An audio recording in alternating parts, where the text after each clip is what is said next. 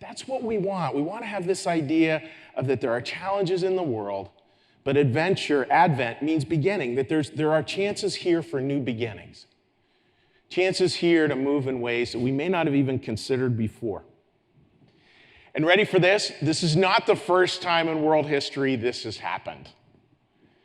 You know, these challenges, these movements, this idea of a quest, this idea of a vision, a fear that might push us, but a vision that's there to pull us, that's as ancient as humanity.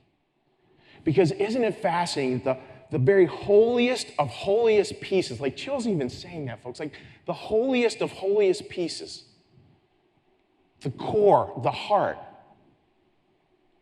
can't be built just by one person. It can only be built together. It can only be built with many of us putting our gifts forward towards this greater thing. And now, you know, folks, candidly, I'm kind of glad I didn't know some of the adventures that I was going to go on. Some of the heartbreak, challenges, I'm sure you're the same way. And I also know that I never could have imagined the joy that was in store.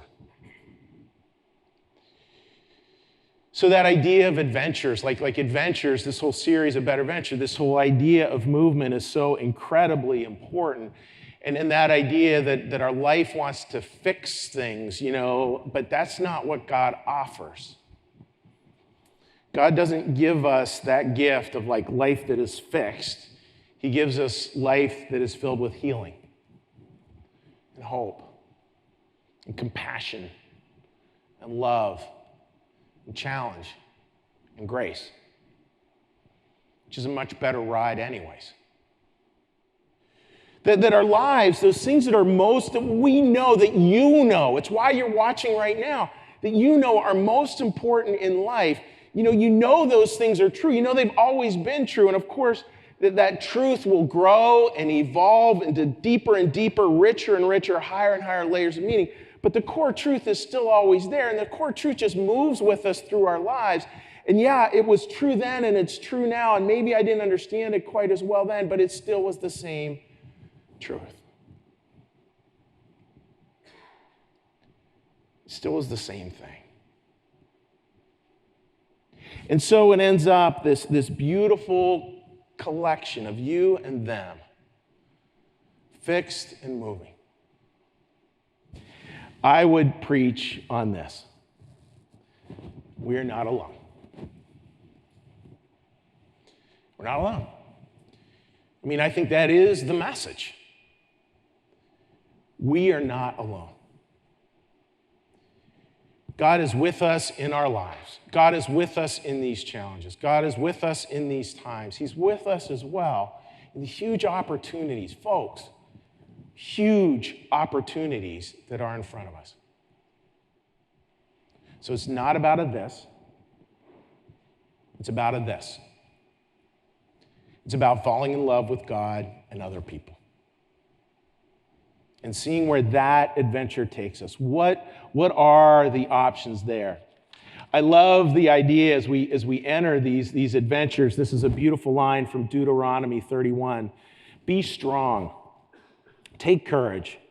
You enter the land with this people, this land that God promised their ancestors that he'd give them. You will make them the proud possessors of it. God is striding ahead of you. I love that phrase. That's from Eugene Peterson's translation in the Message. God is striding ahead of you. He's right there with you. He won't let you down.